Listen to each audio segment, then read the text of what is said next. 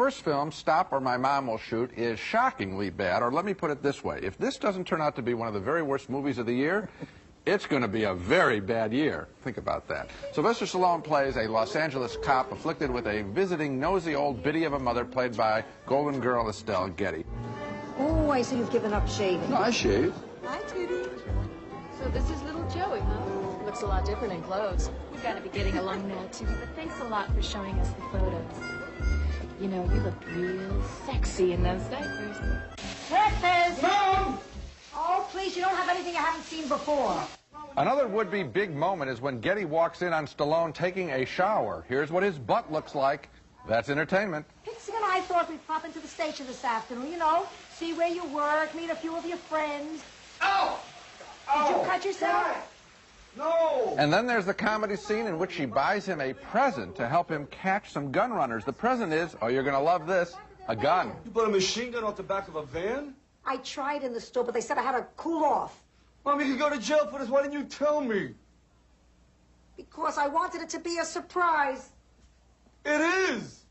Oh, brother, in all honesty, I was absolutely shocked when I saw Stop or My Mom Will Shoot. Where is the humor? Is it supposed to be funny when Getty shoots the bad guy and then swears in exhilaration, an old lady using foul language? Do you know how tired that is? And I really think Sylvester Stallone is breaking faith with his audience. He's too good of a writer himself, the Rocky pictures, not to know that this script really stunk.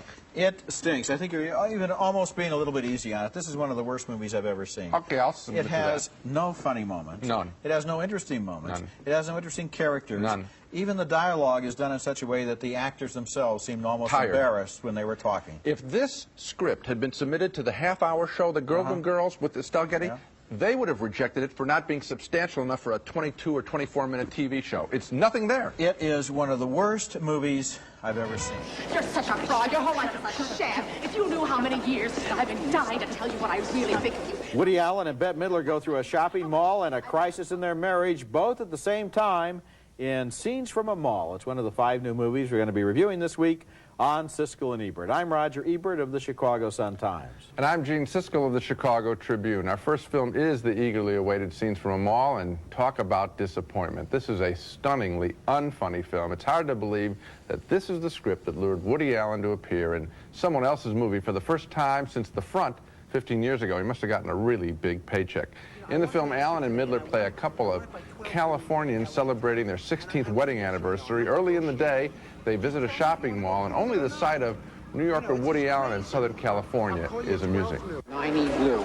Keep that in mind. 9, that's where we left the car out there, for 90 blue. I don't want to be like the Springsteen concert. We had to take a cab to find the car there. 9. Inside the mall, there's immediate trouble as Allen confesses that he's been having an affair. Is this your first affair, or have there been others? You might as well tell me now that we're talking. Let's go someplace else. This is fine. No one is listening to us, believe me. I had 2 others, but they were one-nighters, and this was years ago, and that's it. Who were they? You really want to know this? What possible difference could it make?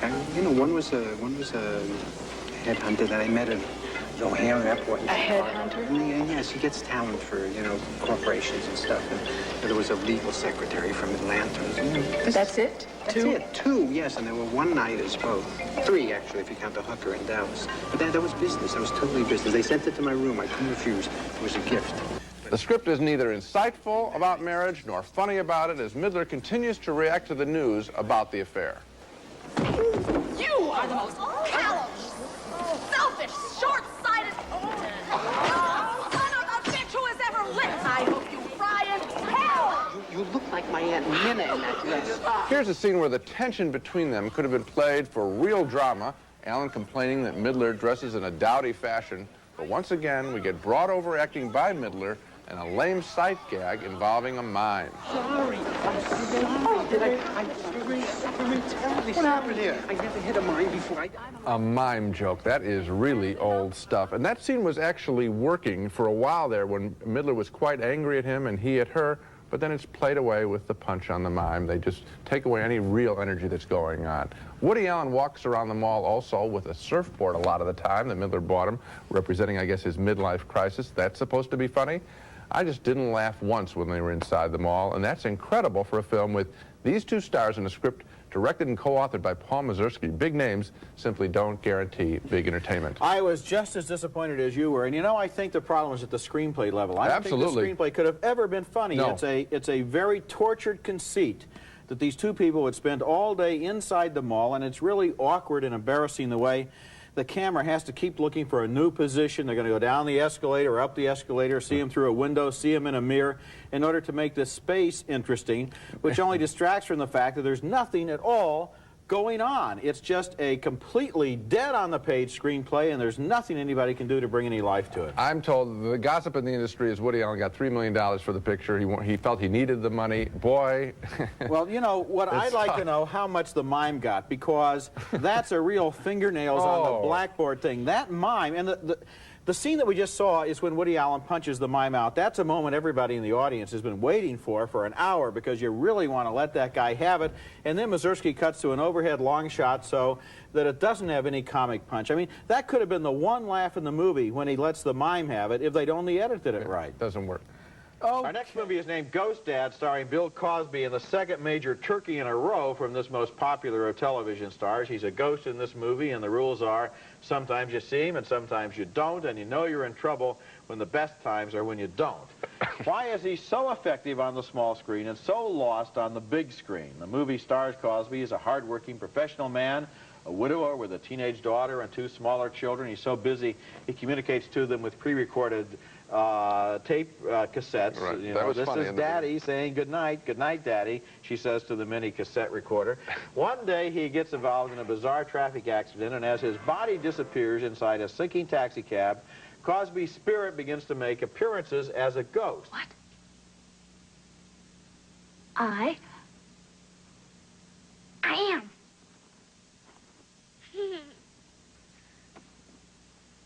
You're an Iranian housewife. A fish. A ghost? One of the neighbor kids is a snoop who sees Cosby's ghostly behavior and thinks he knows the explanation. That you're an alien.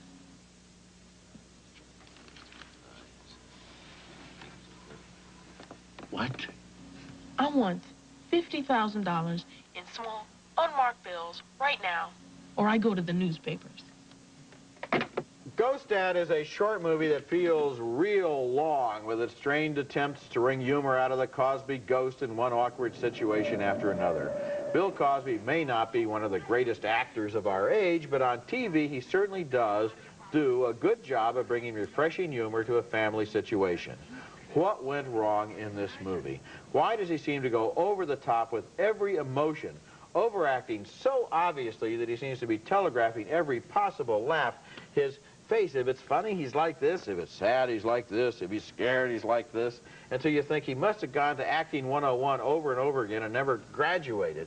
There are all sorts of things wrong with the logic of this movie, like, for example, a scene where his boss is waiting in the next room and his whole job and his family's financial security is all on the line, so what does he do? He leaves the house for a chat with the lady next door.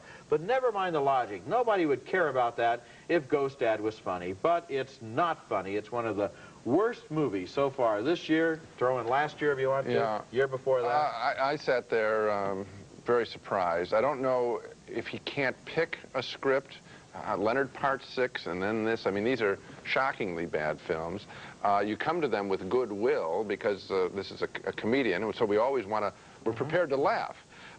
Someone said to me that they think that, that because he's a stand-up comic at his core, that like Richard Pryor and other comic actors, you can throw in Robin Williams down the line, if they don't get a character that is as interesting as the one they play on stage in real life, they lose it right from the first frame.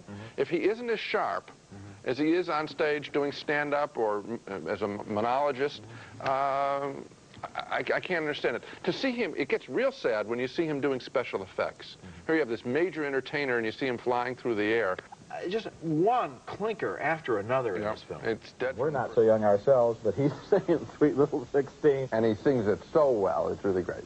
Okay, next movie. And frankly, Gene, I'd rather just go right on talking about Chuck Berry. Please do. Than even review the next movie. Wouldn't that be a first? Just say, okay, forget the next movie. Let's go back to the last movie. Want to try it? Film, I think I'll go ahead. After all, you know, it's our job. This next movie is a major disappointment. It stars one of the funniest men in the movies, Dudley Moore, in one of the unfunniest movies one of the most desperately bad comedies I've ever seen. The name of this movie is Like Father, Like Son. It stars Dudley Moore and Kirk Cameron as a father and son who are given a secret Indian potion that causes them to transfer minds, but not accents.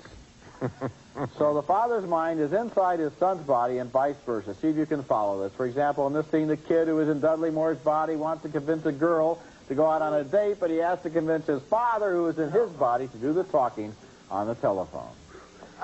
Lori, could you hold for a moment? My father wants to speak to me. Dad, you can't cancel. She's your date. Yeah, but it's our first date. I mean, if I cancel now, she may never ever say yes again. Ever.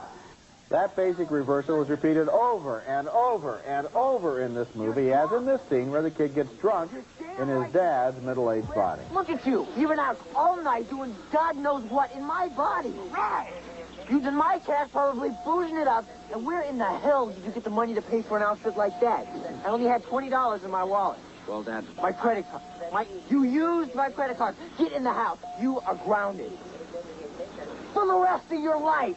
Now, the thing that I don't understand there is if they had a mind transplant, how come the brain isn't connected to the tongue? In other words, why doesn't Dudley Moore's mind speak with Dudley Moore's accent? Because they were too cheap to try and do a transfer or try and match, lip sync the voices. That's right. In fact, the people who made this movie apparently had a mind transfer right onto Planet X. The simplest way to describe Like Father, Like Son would be to flatly say the premise never worked. I didn't think it was funny. I didn't think any of it was funny. I never thought it was funny. Just because two people transfer minds is not funny. Especially if you need a script. Yeah, you need characters, too. That's right. I mean, if two bums on the street transfer personalities, I mean, so what? I mean, and these might as well have been bums on the street. There's nothing in either character that's interesting. This is the decline of the American movie. They just came up with an idea in some story conference. Hey, let's have two guys switch. One who's old, who will appeal to the older audience, Dudley Moore. One who's young, a kid, Kirk Cameron. He'll get the teenagers in. Well, I'll tell you, they're not going to get anybody How do we package these two personalities, not how do we write a screenplay? This stinks from the beginning to the middle to the end. To the end. Our next movie is called Trading Mom, and although it's intended for children and their parents, I imagine it would be a fairly depressing experience for both, and it certainly was for me. As the film begins, three children are restless with the discipline imposed by their hard-working single mom, played by Sissy Spacek. In fact, a family revolt is brewing. Yeah, no wonder Dad left her. Wish we didn't have to be stuck with her. Hey, that's it! What?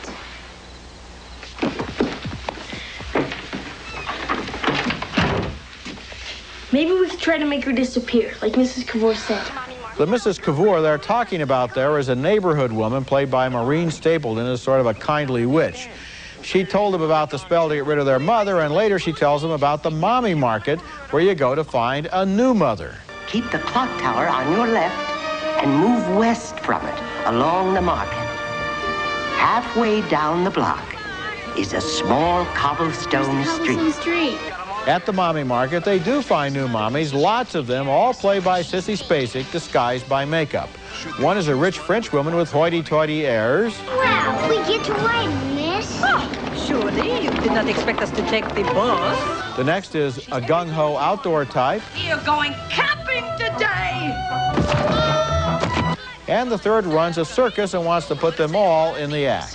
We're about to go there. We don't want to go in there. Although this film is based on a book for children, I have a feeling the movie might make kids uncomfortable. It's no joke losing your mom, and all of the three moms from the mommy market are all played by Spacek.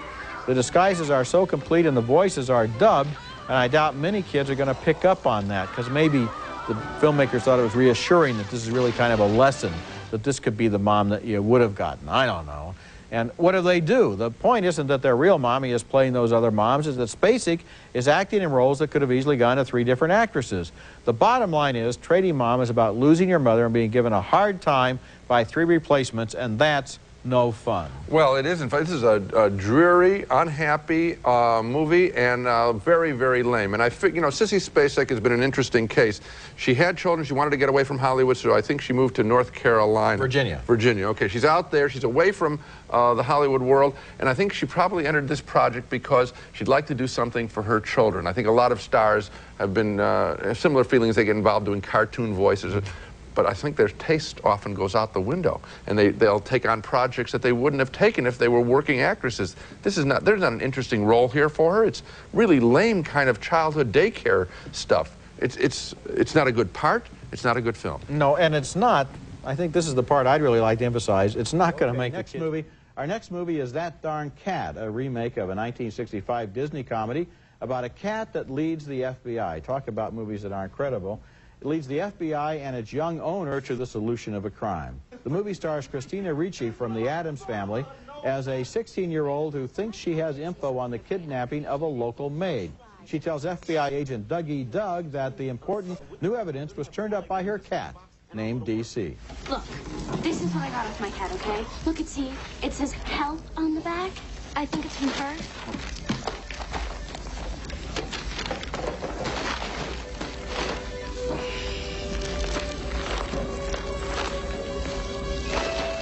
A little bit of Dougie Doug goes a long, long way in this movie, but then the entire film is pitched at the same inane level. People overact to conceal the secret that the screenplay has absolutely no redeeming interest. You're going in! 1, 2,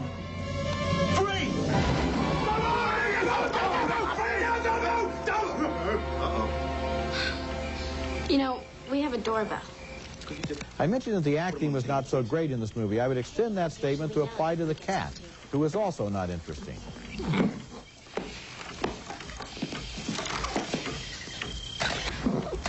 There are countless shots in this movie where DC the cat and its feline friends are allegedly participating in the plot, and in every one of them, I sense the presence of cat food just outside the edge of the frame.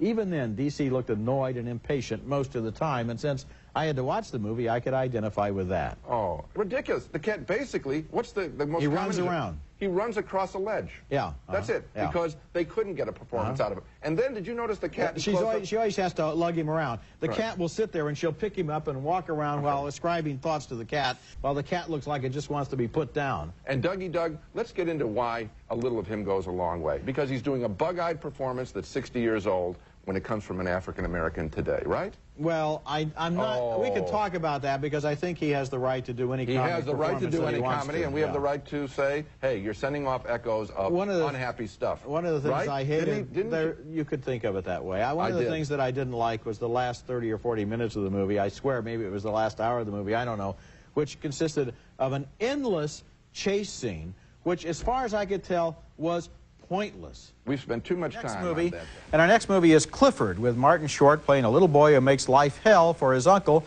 played by Charles Grodin, and for the audience, including myself. The movie opens with completely pointless scenes set in the year 2050, with Short playing an elderly priest who remembers what a little brat he used to be. Then the movie flashes back to the present day, where Clifford is indeed seen as a little monster, and here Mary Steenburgen plays Grodin's fiancée, and Dabney Coleman is their boss. The kid zeroes in for the kill. Morning, Mr. Ellis.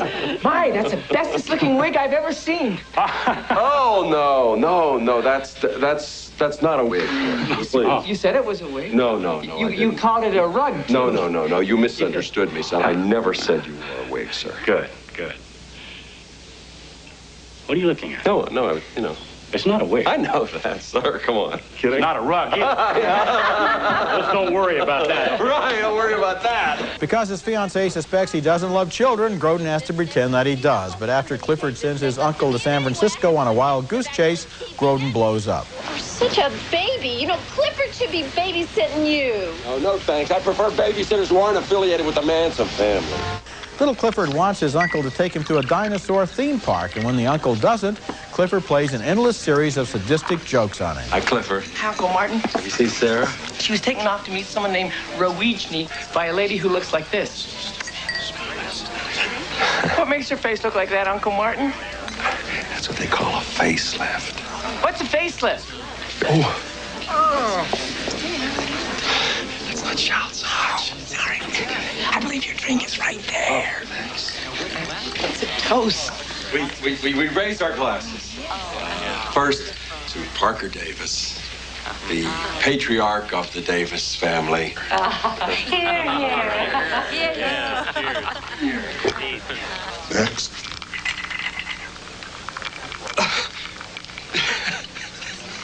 Clifford is like a movie from Mars. This is the kind of movie where you sit there simply stupefied. The cast contains some of my favorite actors, and yet nothing works. And I wonder if the central mistake might not have been the casting of Martin Short as the little boy.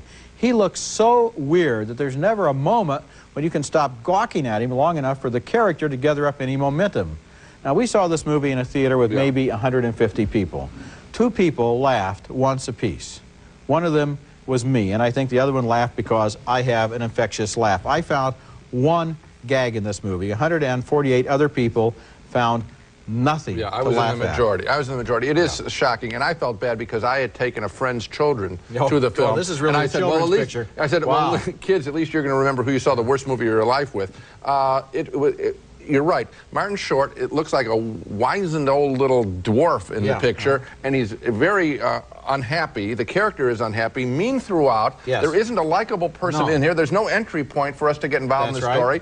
When the payoff comes when this kid who wants to be taken to the dinosaur world in Los Angeles... When it goes there, then you get these cheesy special effects. There's no payoff. You can even see the payoff not paying off while it's on the screen. You took kids to see this. This is the kind of movie where after kids see this, they should see The Good Son to cheer themselves up. Okay, that was about a killer, wasn't it?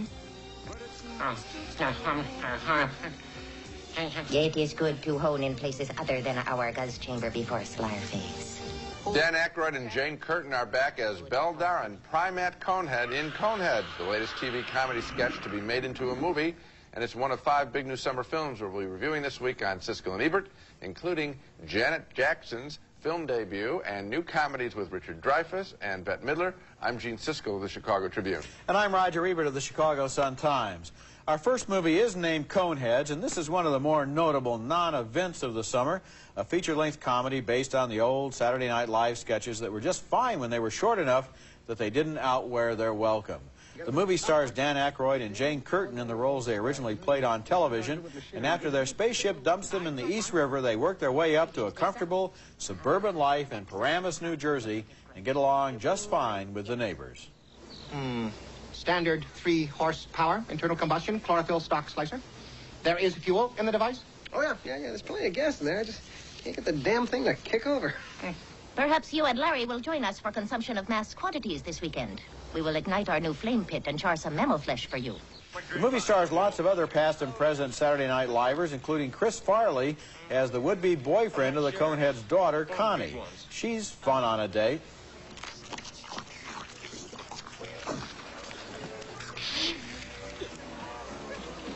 Wow! My mom's the only other woman I've ever known who could take a sandwich like that. Are you gonna eat that? No. You're something special. The Coneheads may have strange eating habits, but a Conehead dad, like a human, is protective of his daughter's virtue.